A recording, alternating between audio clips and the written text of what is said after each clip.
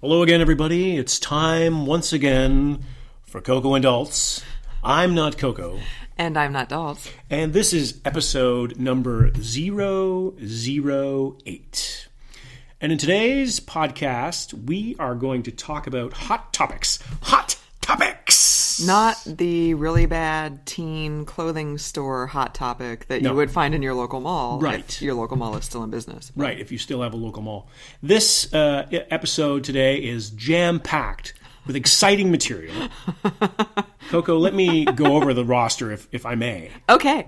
We're going to start with our thoughts about Black Panther, the movie. We are going to move efficiently after that to David Letterman and George Clooney and what we thought of that show. And what's bringing up the rear? And bringing up the rear is Sarah Jessica Parker and all the nastiness that is involved around her and her situation. So let's leave that for now. That'll be a little tease. We're going to end on the down note. We're going to end on it. Well, we might do some lounge singing at the end of the show if I'm brave enough. I don't think we should, just because I don't want to pay for the rights to come on, feel the noise. Oh, don't spoil it for me. Oh, I'm sorry. Should we redo this?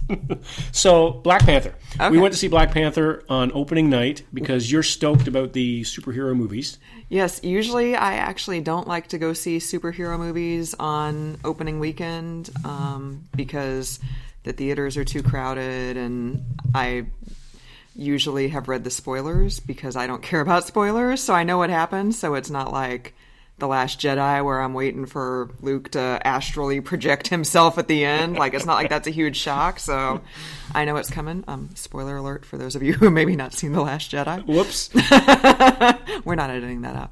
So yeah, so we managed to see it on opening night, and yeah. And what was your impression of Black Panther, the movie? My impression was I liked it.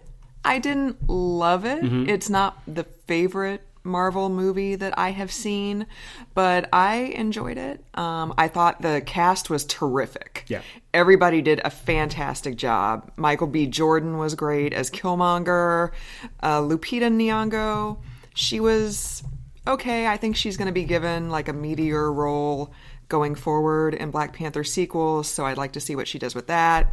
Chadwick Boseman, I thought, was good as T'Challa, even though he was just kind of mopey and dour throughout the movie. But it was a very kind of like, I mean, I hate to say this because I don't want to give gravitas to a Marvel movie because I know that your head is going to explode, but it really had some kind of Shakespearean themes with like the king passing and the son taking over. And I know, I'm sorry. What? Marvel and Shakespeare in the same sentence? I'm sleeping on the couch tonight. Okay, so what did fresh hell have you wrought? What fresheth Hades hath thine brought? So what were your impressions? I really liked it. I didn't like it as much as you did, but my characterization was very similar to yours. I thought it was pretty good. It was a good, entertaining movie. I understand all the background and I understand why it's important, and I think those reasons that are important I completely agree with them, and I buy into them. I think, in other words, having an all African American black cast, having a black director, having people writing in the people behind the scenes being African American and being black, I think that that's all very important. Absolutely. I think that the story was just kind of just another superhero story to me. It had a lot of mythical, as you said, Shakespearean, which I didn't think of, but it's perfectly appropriate. It had a lot of good, cool background, and this kingdom that they have. It's this fictitious country called Wakanda in Africa. They have this fantastic, super secret mineral that is called vibranium, and it's got very many magical powers, and it's essentially gold with many more uses. Right. And so it's put this country in a really good position to be in control of their own destiny. They haven't been colonized over the years as a result, so therefore they've matured as a culture and as a country on their own. It was really, even though this is a work of fiction, it was really interesting to see how they were able to build such an egalitarian And I know, big word. Adults, friends who drink when we say big words, that was for you. There's one right there. That's for you, Scotty. They built like this egalitarian, highly technologically advanced society because they didn't have white people coming in and raping the land and all of the... And enslaving the people. And all the bad stuff besides that comes about from colonization, et cetera, et cetera. So it was really... So all that I appreciated. And the characters didn't see themselves through the eyes of white people. Like, they didn't defer to the white people. Like, there was one white guy who was a CIA agent, and they were like, you can't talk. Like, they didn't defer to the white people automatically. But it also wasn't in your face, like some movies in the past that have had largely African-American casts could be perceived as being sort of aggressive in terms of pushing the culture out, like Malcolm X or something like that, in terms of... Because that's the story that it was, obviously. But some people, it might make white people uncomfortable in that instance. But this, I didn't find that at all. I found this like, why shouldn't it be this way? Right. And, I mean, it's a superhero movie. Right. It's not... It's not Malcolm X. If people are going to get their panties in a bunch over, like, an all-black cast in a superhero movie, then they got bigger problems. But it did strike me. I don't know at what point during the movie, but it did hit me like, this is probably the first movie I've ever seen that is not geared, like, mainly toward, like, urban audiences that has a majority black cast. Right. Like, most of the black casts that you see are in the Medea movies or, like, Barbershop or something like that, which aren't necessarily intended to appeal to everybody. Like, they have their demographic and that's what they're going for. And if other people go see it, great. But this is a big tent Marvel superhero movie. And it was just... The main villain was a white guy and the CIA guy was white, and that was pretty much it. Yeah. And I really enjoyed also how the warrior guard ladies who guard the king, they're ladies. Yeah. They're all women. Like, you don't have... They were a kick butt. They were. There was a lot of empowerment in this movie. Yeah, because totally. the women, as you mentioned, they're the elite fighting force. Right. They are empowered. They make their own decisions. They stand up for themselves. Right. They're spies. They're going out in the world and doing spy stuff. They're independent and they're making decisions on their own. Like, what a concept! But that's. And in addition to the empowerment, obviously, of the African-American narrative. I mean, I have no idea what I'm talking about because I'm white. Right. But from my perspective, it seemed like it was very well done, and it was the empowerment was there, but also I looked at it as a superhero movie. Right. I didn't come into it saying, oh, this is a very big moment for black culture, because that's not the culture I'm part of, but I was appreciative of that. But at the same time, as a piece of art, as a piece of significant component to the culture, I thought it was good. I thought it was a very good movie. It wasn't excellent, didn't blow me away. A lot of good special effects,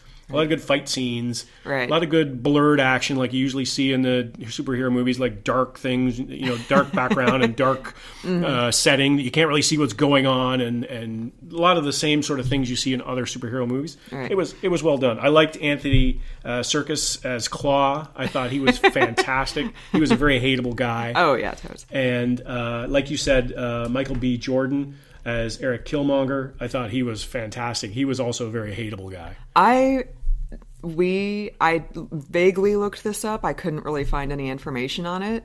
I really hope that Marvel signed both Michael B. Jordan and Sterling K. Brown, who played, spoiler alert, Killmonger's father and T'Challa's father's brother. So T'Challa's uncle. Yeah. I really hope Marvel got those two under multi-picture contracts, because they're both good actors anyways. And then Killmonger, a lot of people have said, is a more interesting, compelling character than T'Challa, at least in this movie. So I would really hate it if, because their characters maybe didn't necessarily survive to the end of the movie. Spoiler! that I would love it if they came back, because they're both such good actors that I want to see more of them. And tell people where we've seen Sterling K. Brown before. He played Chris Darden in The People versus O.J. Simpson. And was fantastic. Yes, he was. Oh my fantastic. God! Yeah. So I didn't know who the heck he was before that, and because everybody was talking about the lady who played Marcia Clark and Courtney B. Vance who played Johnny Cochran, and he was so good in that. Like, he deserved all the awards he won. Yep. Like, I thought he was maybe him and Marcia Clark, whoever played her, were the best two out of all the strong performances in that series. So I will watch that guy in anything, except for This Is Us, because we don't watch network TV. So I really hope Michael B. Jordan and Sterling K. Brown come back. And I think it's also worth noting, Ryan Coogler, who directed Black Panther, this is his third movie that he's directed. The other two, also both with Michael B. Jordan. Right. Creed and Fruitvale Station. Two great movies. Two fantastic, that's the word of this podcast, fantastic movies. I mean, this guy, he's batting 1,000. Yeah. Black Panther, Fruitvale Station, and Creed, all great movies. He knows how to get a performance out of Michael B. Jordan. So, well, and if you haven't seen Fruitvale Station, it's another. It might have gone under the radar a little bit, but it was a fantastic movie. We saw that recently. Heartbreaking movie. A story of a young African American in San Jose. The Bay Area. The Bay Area, yeah. And just a really compelling story about an everyday guy in tragic circumstances, and it was a nice little window into that way of life, and it was really good. I thought it was really well directed and suspenseful. And Michael B. Jordan was very subtle in that one. He was a little bit more as a regular guy, whereas in Black Panther he's an outsized villain, and he plays that part really well. He's a tortured guy in that, and you can tell. Chadwick Boseman, and you mentioned earlier, who's Black Panther, he was kind of understated, but you tend to be in these kinds of movies unless it's Robert Downey Jr. in Iron Man. That was actually something that we said as soon as the movie was over, and we did our immediate hot take, rapid reactions. Like, so much of maybe the first third of the movie is just expository dialogue, and that really, for me, kind of weighed the first part of the movie down. Yeah, it was a boggy beginning, yeah. This is the introduction of a new character, basically, into the Marvel Universe. Because we've only seen Black Panther before, I believe, in Captain America's Civil War, which was 2 years ago. This is the first standalone movie he's had. So I see why you need so much background to introduce the character and Wakanda. People meeting Superman for the first time is like, well, here's what happened. He's from Krypton, and he's Clark Kent, and all that sort of stuff. And as you just said also, there are really no flashy Marvel superheroes except for Iron Man. Like, Thor's not really especially flashy. Captain America is not really especially flashy. Like, they have the hammer and the shield, but they're not Iron Man. They're not running around like chasing skirts and drinking, and they don't have the suit, and they're not Robert Downey Jr. Right, they're not Robert Downey Jr. So there's only so much Chadwick Boseman could do with the weight of the world on his shoulders. I think that's just the typical Marvel hero, right? They're usually very understated, and then when they get the costumes on, they're saving the world. It's meant to be that way. There's meant to be a paradox, I think. Right, and I've seen Chadwick Boseman also in 42. He played Jackie Robinson. Oh, right, yeah. And in he was good in that. The James Brown movie. Biopic, I think it was called Get On Up, and he was the best part of that movie. It was What was he in that? He was James Brown. He was James Brown. He's made a career out of playing like famous black people. Wow. Really. And he wore that purple spandex jumpsuit like, it was nobody's business. And he was the best part of that movie. That movie was kind of a mess, but he was really good. So I think he's I don't want to say he's underrated because he's been on the radar for a while, but I hope he's finally getting more recognition because he's been in this movie. Right. And well, there's going to be more, right? Yeah, and there's going to be more. Like, I'm sure he's got probably a 6-picture deal with Marvel, and he's definitely going to be in the Avengers Infinity War, which is coming out in May. I know he's going to be in at least another couple Black Panther movies, probably another Avengers movie. So, well, he's set because he's the guy now. He's Black Panther. So with the incredible opening weekend that it had, it opened opened on President's Day. It made crazy money. Yeah, and it's apparently one of the biggest of all time openings. And I'm going to continue talking until I find it. So, I would also like to, while Daltz is doing some research, give a shout out to the soundtrack. Basically all Kendrick Lamar. I enjoyed it. I thought it was which was number 1 on the Billboard Top 200 All right. over the weekend. Black Panther just raking in the dough for Disney this weekend. Yeah, it was a good weekend for Black Panther. Yeah. So, according to CNN, money.cnn.com, Black Panther crushes box office records in opening weekend.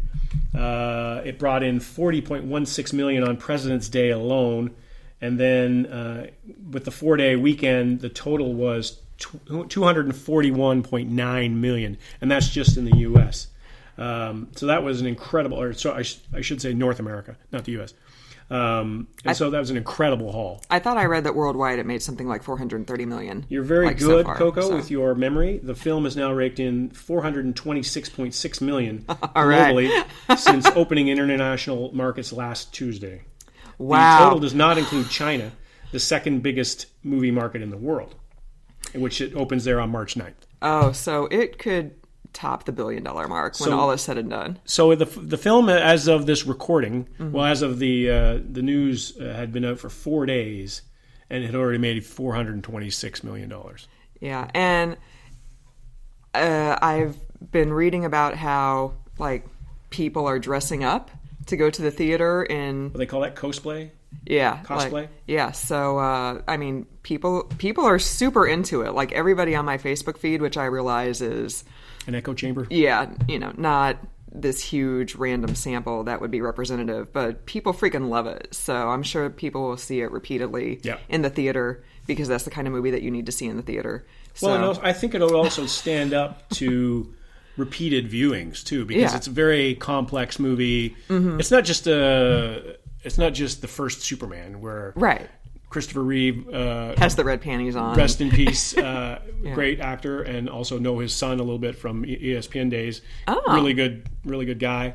Oh, yeah. Name drop. It was a very simple movie. It was just him being a superhero. Right. This Black Panther is not this, and some of the Marvel movies, the solo acts have been that in terms of not the Avengers or the Guardians of the Galaxy, but just the solo pieces have been very simple movies. Right. This is not a very simple movie. The first Thor movie, even though it did introduce Loki into the Marvel universe, and he's been a very important character for all the Avengers movies and everything, that was just a cute little funny movie. I loved the first Thor movie, and I know that Marvel fanboys are probably screaming and throwing their iPods or whatever across the room right now, but it was funny. Our drunken Swedish fans. Right. Thor, our single drunken Swedish listener, is now That's a theme there. Yeah, throwing his Nokia or Tor, as they say. That's right, I'm sorry. That part of the world. But yeah, it was funny, it was lighthearted, it was just a cute little uplifting movie directed by Kenneth Branagh. Who would have thought?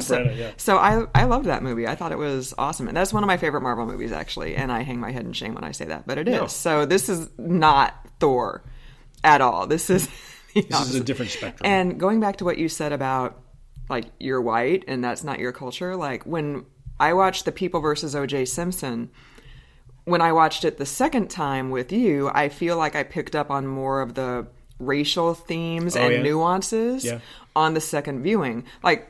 Obviously, the whole OJ trial is about race. Race is such a huge thing. Race was on trial, But because I'm white and I don't have the lived experience of a minority in this culture, in this country, I felt like the second viewing of that, I picked up on so many more of the nuances. So that might be a thing, too, for us. If we watch Black Panther again, there might be nuances that we missed the first time. You're just trying to get me back to the theater again for that, right? No, I swear, we can wait till it's on Netflix. I promise. I don't have to go back and watch Black Panther again. I would go see that again if it was a double bill day. If we went to see something and then surreptitiously went to another theater and Black Panther was playing. Which we never do. Which we would never do, but if we happen to do that. You mentioned something earlier about Black Panther. The one thing that I thought was missing was humor. Now, maybe that would have been inappropriate given the heavy message, but some of the other Marvel movies are sure to have a lighter touch, especially the Iron Man movies, just because of the nature of Tony Stark / Robert Downey Jr. There weren't a lot of light movies in that movie, or light moments in that movie. Definitely not. But that wasn't an impediment towards me enjoying it. I just again, I thought it was a very typical superhero movie that had subtext introduced to it and on various levels. And I actually appreciated they didn't try to force the humor in it. Like we said when we talked about The Last Jedi, a lot of the moments that in The Last Jedi were supposed to be funny, to me felt really forced, and I didn't really feel... The beginning was a little flat. Right. That weird I'm still holding, I'm waiting for, whoever. And I thought maybe it was like Spaceballs by mistake, right? Right, we were in the wrong theater. Yeah, Dark Helmet's going to show up, so... And then Rick Moranis all of a sudden. Right, totally. So, now that you mention it, I do appreciate that they didn't try to shoehorn in some kind of slapstick. Like, there were funny moments with them telling the white guy, like, now is not your time to talk. Right. But it wasn't, like I said, shoehorned in, like some scene you could tell was added later to try to keep it from being quite so heavy. Heavy, yeah. And clearly the lack of humor didn't affect the box office. No. And that's just something that I look for, because I look for something more than just heroics in my superhero movie. I like the wisecracking, Arnold Schwarzenegger from the 80s, where he was so bad that he would crack these jokes and it would break the tension of how bad the acting was. Right, totally. The other thing I liked about Black Panther, and this is going to be a good segue for our next segment, is it was populated by probably the best looking cast that I have seen in a long, long time. Oh, yeah. Everybody in this movie is very attractive and very fit and very active. Oh, yeah. And that was something that maybe that's true in some of the other Marvel movies. I just really didn't notice it, but it was a very, very good looking cast. Well, I fully agree. I didn't... Should we just segue out of this segment now? Well, were we going to talk about the preview for another Marvel movie? Now that we've spent so much time talking about like Black empowerment and stuff. Let's do that. So there was a preview there's another Marvel movie coming out this year, Ant-Man and the Wasp. I believe it's coming out in July. I could be wrong about that. Ant-Man is? Paul Rudd. The Wasp is Evangeline Lilly from Lost, I believe, the old TV show on ABC. What's a TV show? What's ABC? So we just kind of thought it was funny that in a preview for a movie about Black empowerment with an all-black cast, had a preview for a movie with Wasp. I can imagine somebody, an African American's like, yeah, let's go Black Panther, and they're sitting there and going, oh yeah, you got to balance it out with Wasp. With a Wasp, you got to have your superhero ahead of my superhero, right? So we just thought that was ironic, and for those who don't know, Wasp is white Anglo-Saxon person. Oh, I thought it was Protestant. I thought that's what the P stood for. Yes, you're right. But I mean, white Anglo-Saxon person still works. I mean, regardless. So, but I told Daltz that we do not have to go see Ant-Man and the Wasp in theaters. We're definitely going to go see Infinity War in the theaters, but not. I like Paul Rudd, but I do like Paul Rudd. I don't know. But Ant-Man just doesn't turn me on. I think the most interesting part of that story, that movie, would be where does Stan Lee show up? Right. Because he's always in the Marvel movies, and he was in Black Panther. He showed up in Black Panther at the casino. He stole some money from T'Challa. Like T'Challa won like at the craps table or something. And then he bailed, and then Stan Lee stepped right in. So I'll just take that. Yeah. Stan Lee's the man. He's Stan the man. Stan is just going to be buried with a huge pile of cash. Stan is awesome. Yeah, I'm a Marvel fan from way back. So anyway, the segue that I was introducing earlier about good-looking people, which I apologize profusely for ruining your segue. No, you didn't at all. We are going to segue to the Letterman, the next episode of Letterman, which... Letterman hot. Yes, David Letterman, who is the man with the soggy bottom beard as George Clooney. As his next guest was George Clooney. So one of the better-looking male performers in this acting world was the guest of the second show. He is a very classically handsome man. He's got classical leading man good looks. He does. And looking at some of the older photos they showed on that show, he sort of grew into his looks a little bit. Yeah, he didn't always have them. I remember him from when he was Booker on Roseanne. Because unlike you, I love Roseanne. And he did not have his ER looks on Roseanne. He still had like the 80s mullet. In Roseanne. So he was talking about on the story, or on the show is My Next Guest Needs No Introduction with David Letterman, and that was George Clooney was the second guest that he's had now, and that was debuted last week, I believe. And on one of the segments that they showed, George Clooney was going over some of the shows that he had been on before he made it to ER. And he was on this show that the name escapes me now, but he was detective during the day and a rock star at night or something like that. We need to see if that's on Netflix or something, because he said it was only 7 or 8 episodes, and I really want to see it now. Because he said during the rock star portion of the show, he'd be on stage playing his bass and then be like, "Go arrest that guy!" like off in the wings. So I'm sure it's a lot funnier the way he delivered it. But and he had the rock star haircut. It wasn't a mullet, but it was threatening a mullet. It was kind of Pharaoh-like how feathered it was. It was kind of Pharaoh-like, you're right. And with the dark eyebrows, and it was all black, so he didn't have the dignified salt and pepper like he's got now. And it was short. So anyway, what do we think of the second episode of the Letterman show? Well, I gave my opinion on Black Panther first, so do you want to go first on this one? All right. So unless that messed you up, and then I can totally go first. No, I'm ready. Okay. I prepared. The crack research staff is giving me a stack of papers here that I am totally going to read verbatim from. I thought that the second episode was not very good. Sorry, Dave. I love David Letterman. I really want to like this series. Definitely. The first one with Barack Obama, former president of the United States, obviously.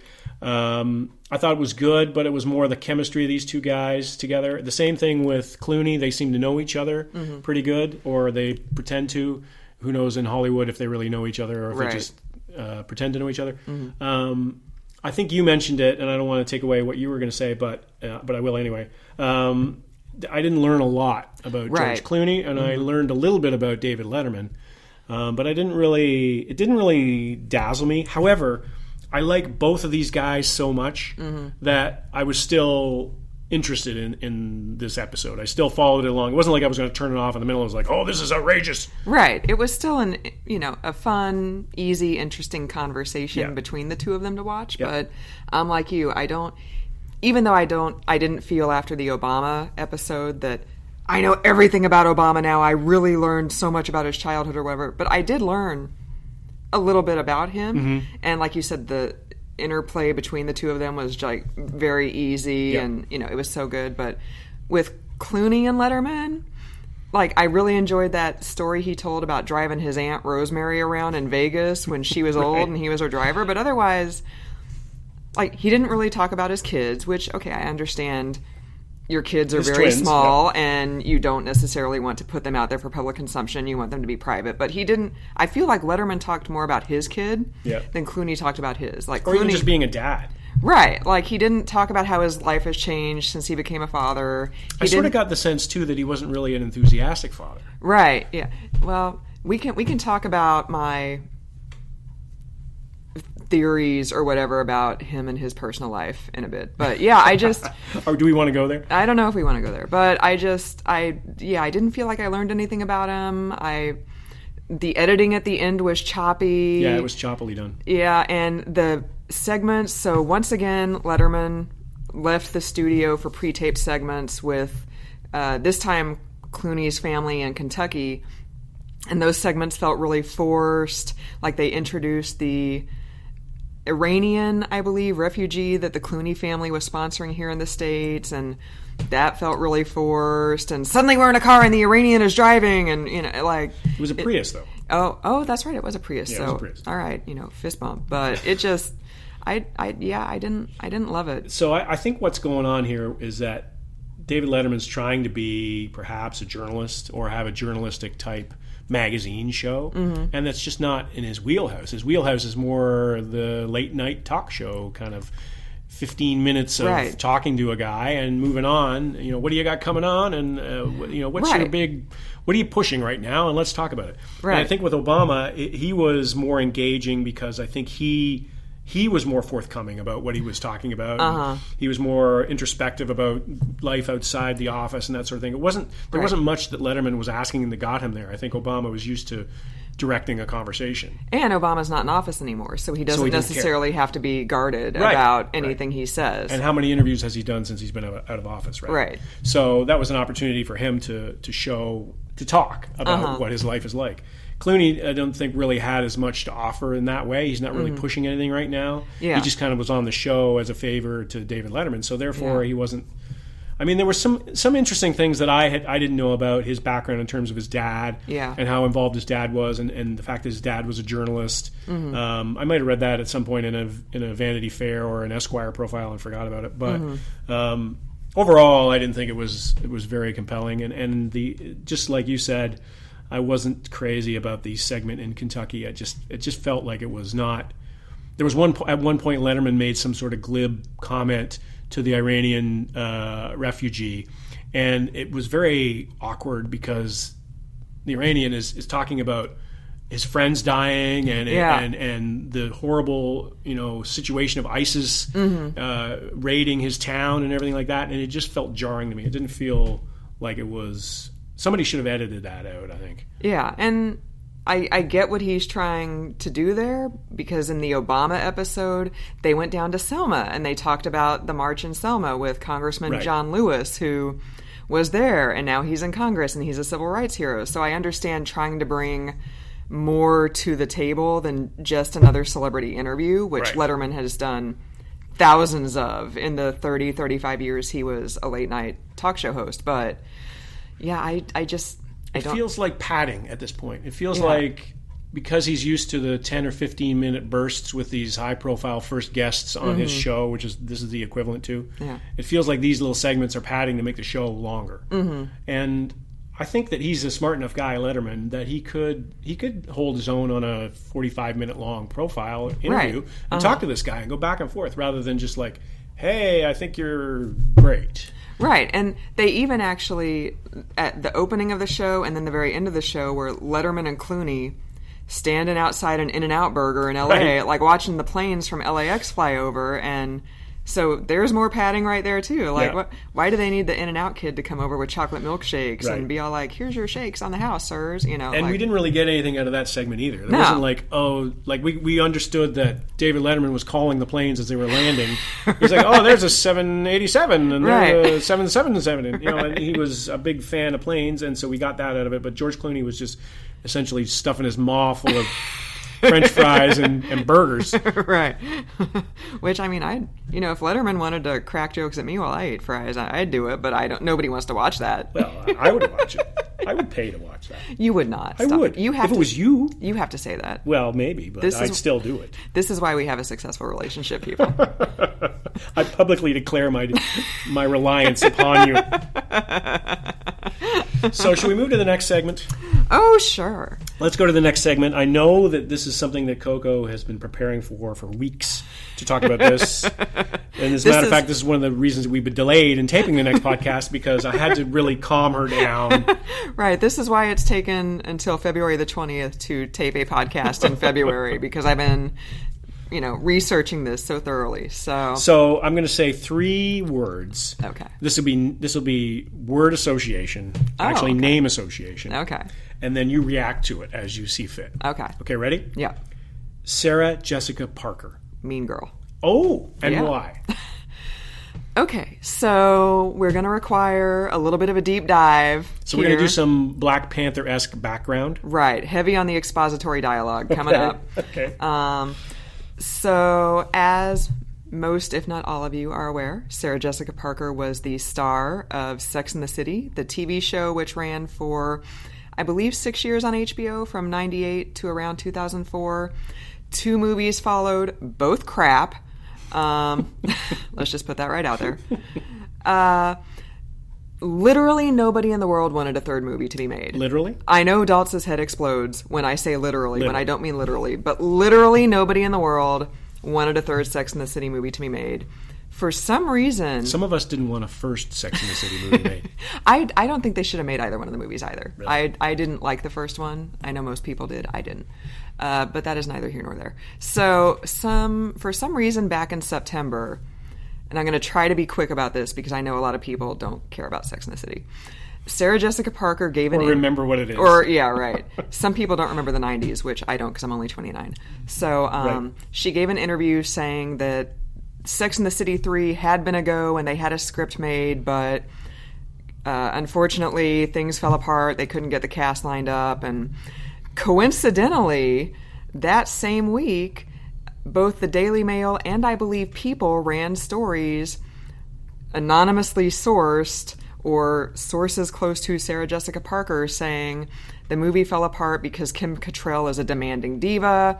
Kim Cattrall, who played Samantha Jones, the cougar sexpot on the original series. Canadian, there we go. She wanted too much money. She was making all these demands, and everybody else was tired of waiting on her, so everything fell apart. Kim Cattrall responds and says, yeah, that's not what happened. I'm 60 years old. I don't want to play this part anymore. I don't want to get naked on screen anymore. I'm done. I don't feel like this character has any more legs, so to speak. So that was a good time in my life. I'm sorry it's over, but I'm done. Whatever. Sarah Jessica Parker could not let it go. It dragged out for months. Like, sources went to the tabloids and the Daily Mail and complained more and more about Kim Cattrall. Andy Cohen from Bravo, who is a Sarah Jessica Parker friend.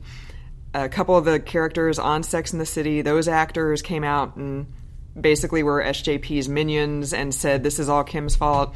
Even though, it should be noted, Chris Noth, who played Mr. Big, said that he had never been contacted about a third movie. So either this movie was nowhere near the production stage or they were going to kill him off. Or he wasn't in it, yeah. Yeah. So things finally came to a head a couple weeks ago when Kim Cattrall's brother went missing and then he was found dead. And Sarah Jessica Parker, she did make a statement. She was at some kind of gala. She made a statement to, like, Entertainment Tonight or something saying, you know, poor Kim, my condolences to her and her family. But then she had to take it one step beyond, and she wrote on Kim Cattrall's Instagram some kind of really over-the-top, my dearest Kim, Godspeed to your brother.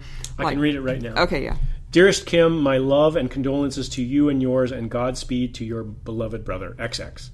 And Kim Cattrall was having none of that. She finally snapped and wrote back on her Instagram and said, oh, you can say it. I got it. Stop exploiting our tragedy in order to restore your nice girl persona. Like, I don't need your lover support at this tragic time. So everybody grieves differently. I know Kim Cattrall got a lot of flack for writing that kind of vitriolic response on her Instagram. Ooh, vitriolic. Take a shot. There's another one, Scotty. Yeah, take a shot. I mean, I don't blame her. Like, she's been getting ripped in the press for 6 months by unnamed sources close to SJP. She didn't start this fight, right? Yeah, she did not start this. And now her brother has just been found dead.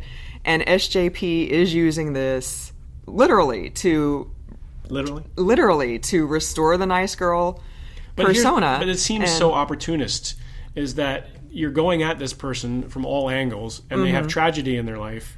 And so you're being... The sincerity of your attacks is probably true. It's probably like she's got a serious hate on for Kim Cattrall. Right. And then all of a sudden you're doing a 180, and you want to show compassion, and I understand that, but the best way to do that is probably to not do anything at all. And just back off and give somebody their space. Like, I think the first statement she made to Entertainment Tonight or whoever it was, just a very generic, I'm very sorry to hear this, my condolences to her and her family. Like, I think that would probably have been okay. That's good enough. If she had stopped there. But then to write the saccharine, over-the-top message on the Instagram, like, Kim Cattrall doesn't need to deal with this. Right. Like, her brother has just been found dead. This is a tragedy. Yep. And to compound the tragedy...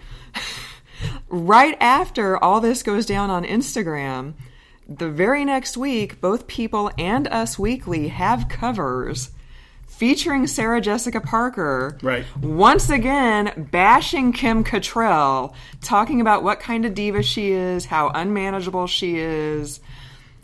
Has this woman even buried her brother? Yeah. And now she's got to deal with tabloids who are clearly, like, the People cover was an actual interview with Sarah Jessica Parker. It wasn't unnamed sources. It was SJP saying, without, what SJP literally was quoted as saying was just, I'm not responding to her. I never started this. You know, it's her privilege to say whatever she wants.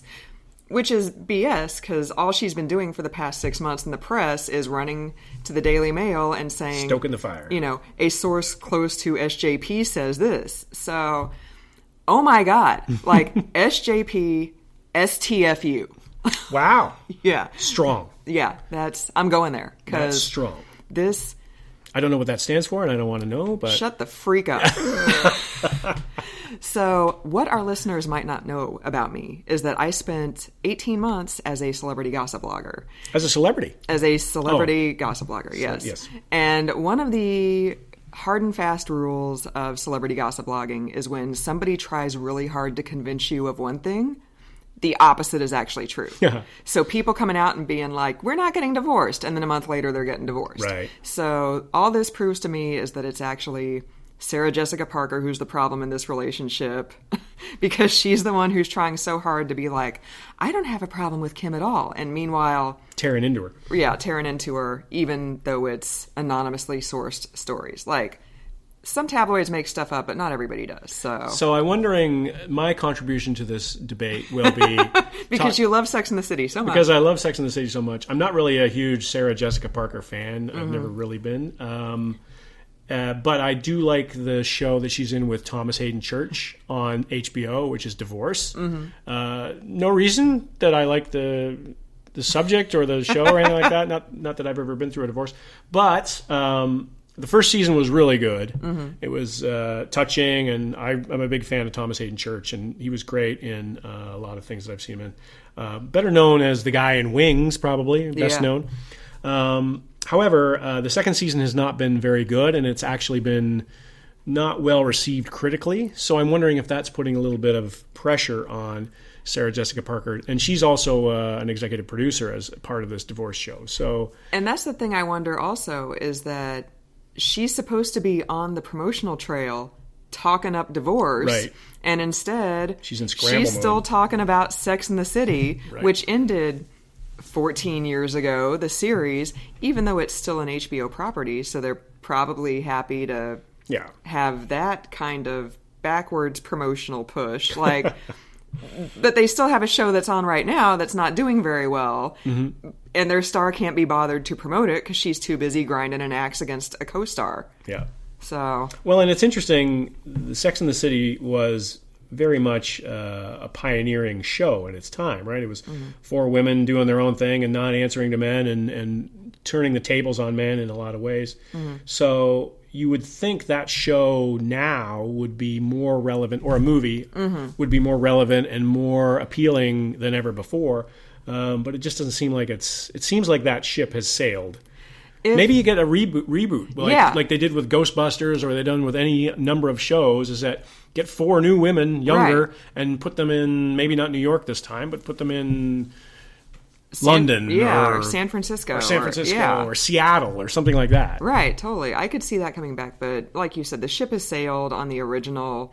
The movies were awful. The last couple seasons of the TV show shouldn't have happened. It probably should have ended before it did, which you can say about most shows. So that's not unique to Sex and the City. But like I said, literally nobody wanted this movie to be made. I haven't seen anything, once again, on my Facebook feed, which is not a representative sample, but nobody ever posted like, man, I just caught a Sex and the City marathon on E this weekend, and sure missed that show. I sure missed that. I wish they'd bring back a third movie. Nobody wants this movie. It's done. Let it go. Like, I don't know if SJP has money trouble or something, if that's why she really wants this movie to get made, because she knows she's going to get paid like Marky Mark for it, but we're going back to Marky Mark. Marky Mark.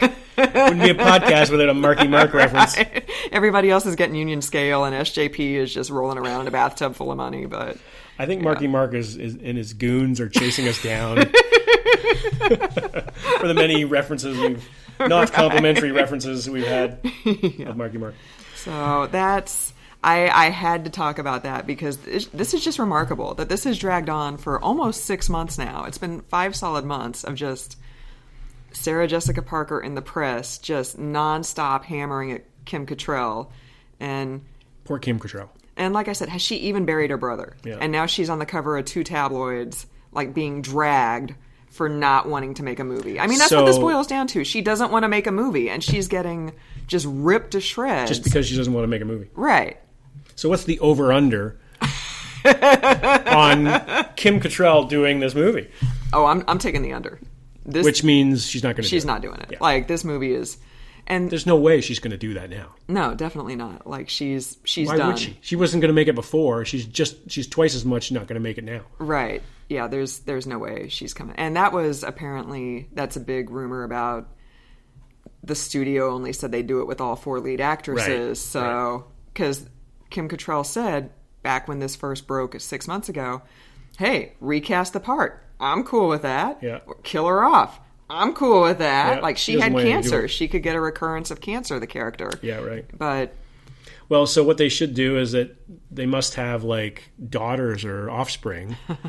So just get them to spin, or even maybe the offspring have offspring. Right. that are age appropriate.